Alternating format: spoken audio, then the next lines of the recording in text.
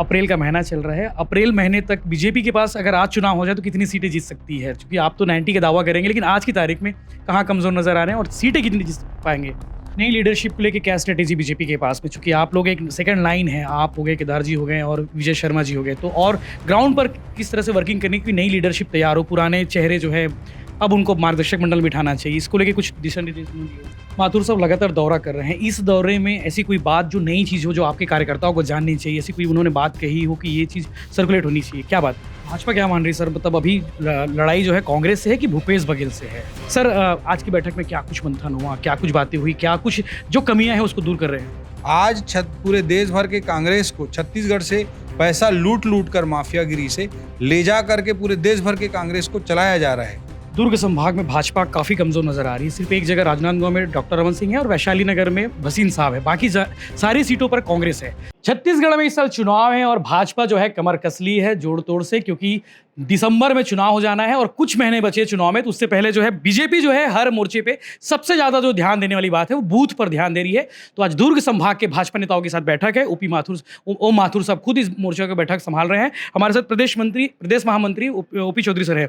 Sir आज की बैठक में क्या कुछ मंथन हुआ, क्या कुछ बातें हुई, क्या कुछ जो कमियां हैं उसको दूर कर रहे हैं? भारतीय जनता पार्टी संगठन आधारित पार्टी है और यह संगठन का काम पूरे साल 365 दिन लगातार चलता रहता है।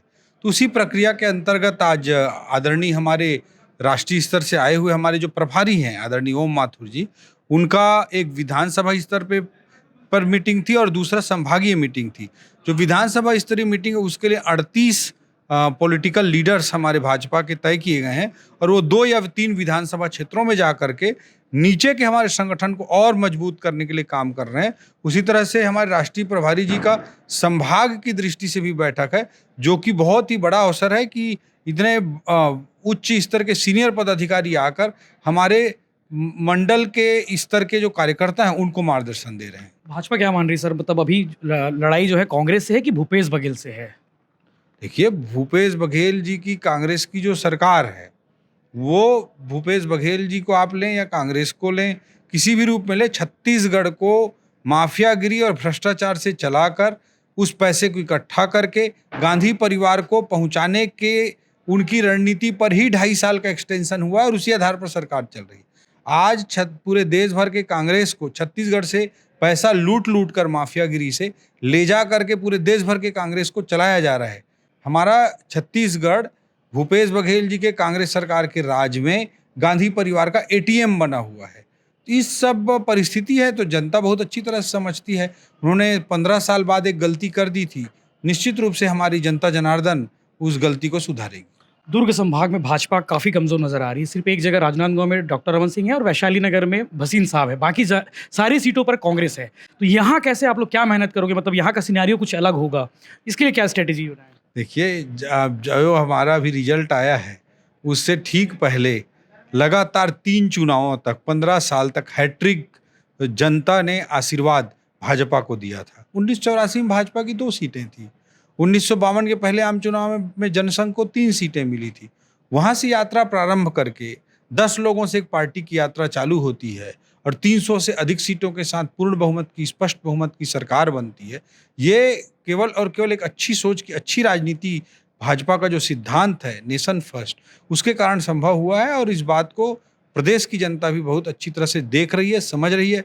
15 सालों में जिस तरह का सुशासन था और आज जिस तरह से करप्ट एनार्की, भ्रष्ट अव्यवस्था, माफियागिरी, भ्रष्टाचार का जो आतंक है, उसको जनता अंतर को साफ महसूस कर रही है। निश्चित रूप से जनता जनार्दन का आशीर्वाद भाजपा और कमल के फूल को मिलेगा। माथुर साहब लगातार दौरा कर रहे हैं, इस दौरे में ऐसी कोई बात जो नई चीज़ हो जो आपके कार्यकर्ताओं को जाननी चाहिए, ऐसी कोई उन्होंने बात कही हो कि ये चीज़ सर्कुलेट होनी चाहिए, क्या बात है? वो हमेशा पार्टी को सर्वसमावेशी, सर्वव्यापी बनाने पर उनका स्पष्ट रूप से जोर रहता है और उसके अलावा कमल का फूल हमारी सर्वोच्च प्राथमिकता है और जो पार्टी का मूल सिद्धांत है नेशन फर्स्ट, देन उसके बाद पार्टी आता है, फिर किसी का व्यक्तिगत इंटरेस्ट आ सकता है।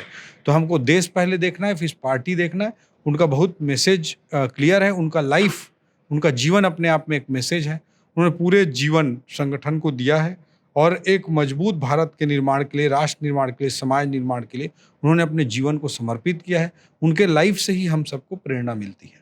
नई लीडरशिप को लेके क्या स्ट्रेटेजी बीजेपी के पास में? चूँकि आप लोग एक सेकंड लाइन है, आप हो गए, केदार जी हो गए और विजय शर्मा जी हो गए। तो और ग्राउंड पर किस तरह से वर्किंग करने की नई लीडरशिप तैयार हो, पुराने चेहरे जो है अब उनको मार्गदर्शक मंडल में बिठाना चाहिए, इसको लेके कुछ दिशा निर्देश उन्होंने दिए हो?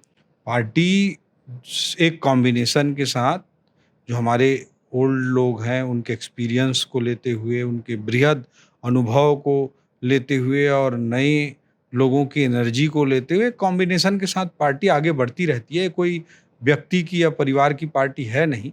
यहाँ सभी को अवसर देते हुए पार्टी लगातार एक सतत यात्रा में एक नदी की तरह प्रवाहमान होते हुए बढ़ती जा रही है। इसमें सभी प्रकार के लोगों को साथ लेकर के एक सामंजस्य बनाकर पार्टी आगे के भविष्य की रणनीति तैयार करती है। आखिरी सवाल सर, बीजेपी कांग्रेस के अलावा कोई तीसरा मोर्चा भी नज़र आता है? आम आदमी पार्टी चूँकि लगातार देश में उनकी पार्टी राष्ट्रीय पार्टी भी बन गई है, तो छत्तीसगढ़ में कहीं कोई संभावना आपके नज़रिए से? देखिए, पिछले चुनावों को आप देखेंगे छत्तीसगढ़ के तो अलग-अलग पार्टियां हर चुनाव में कहीं न कहीं एक तीसरी शक्ति ना ही नहीं कहूँगा लेकिन कुछ न कुछ अपने वोट की ताकत के साथ दिखाई दी हैं। 2003 के हम चुनाव को देखते हैं तो एनसीपी विद्याचरण शुक्ल जी की साफ तौर पर दिखाई देती है जो 7% वोट ली थी। जो हम देखते हैं बसपा को, हमारे बहुजन समाज पार्टी को हमारे प्रदेश में, तो उस दृष्टिकोण से देखेंगे तो उनका भी एक कंसिडरेबल वोट बैंक एक क्षेत्र विशेष में रहता है। कुछ बहुत बहुत बड़े क्षेत्र में छत्तीसगढ़ के उनका भी कंसिडरेबल रोल रहा है। पिछले चुनाव में हम देखें कि और कई पार्टियां इसमें शामिल हुई, जोगी कांग्रेस, गोंडवाना गणतंत्र का भी एक लंबे समय छत्तीसगढ़ की राजनीति में अस्तित्व स्पष्ट रूप से रहा है। कि हम सीपीआई की बात करें तो दंतेवाड़ा, सुकमा जैसे सीटों में, कोंटा जैसी सीटों में सीपीआई का भी अच्छा खासा अस्तित्व स्पष्ट रूप से दिखाई देता है। कुछ सीट भी जीत चुके हैं, बसपा भी सीट जीत चुकी है। तो छोटे-छोटे ताकत के रूप में निश्चित रूप से अनेक पार्टियों ने छत्तीसगढ़ की राजनीति में अपना एहसास कराया है। मुझे लगता है कि इस बार भी कई ऐसे कॉर्नर से, कई ऐसे पॉलिटिकल फोर्स के रूप में सामने आ रहे हैं और मुझे लगता है कि आने वाले 7 महीनों में ये जो जर्नी है और एक कॉम्बिनेशन है, ये ऑब्जर्व करने का विषय रहेगा और इसमें मुझे लगता है कुछ पॉलिटिकल फोर्सेस सामने दिखाई दे रहे हैं। एक आखिरी सवाल और, अप्रैल का महीना चल रहा है, अप्रैल महीने तक बीजेपी के पास अगर आज चुनाव हो जाए तो कितनी सीटें जीत सकती है? चूँकि आप तो 90 का दावा करेंगे, लेकिन आज की तारीख में कहाँ कमज़ोर नज़र आ रहे हैं और सीटें कितनी जीत पाएँगे? 90 का दावा तो नहीं करूँगा, आज भी नहीं करूँगा, 6 महीने बाद भी 90 का दावा नहीं करूँगा। हो सकता है हम पा भी जाएँ लेकिन दावा नहीं करूँगा। मैं ये कहूँगा आज चाहे चुनाव हो जाए या नवंबर में चुनाव हो, स्पष्ट बहुमत की सरकार भारतीय जनता पार्टी ज़रूर बनाएगी। Thank you sir. तो ये थे ओपी चौधरी, प्रदेश महामंत्री हैं भाजपा संगठन के। उनका दावा है कि आने वाले समय में बीजेपी की सरकार बनेगी और स्ट्रेटेजी को लेकर उन्होंने बातें की कि जो स्ट्रेटेजी पार्टी बना रही है वो कैसे हम ग्राउंड लेवल पे बूथ पर सर्कुलेट करें। सर के बाकी अपडेट्स के लिए बने रहिए ब्लू टाइम्स के साथ में, चैनल को सब्सक्राइब जरूर करें। बीजेपी को लेकर कोई सजेशन है आप कमेंट कर सकते हैं ताकि सर उसे कमेंट को पढ़ के ग्राउंड लेवल पर एग्जीक्यूट कर सके। Thank you.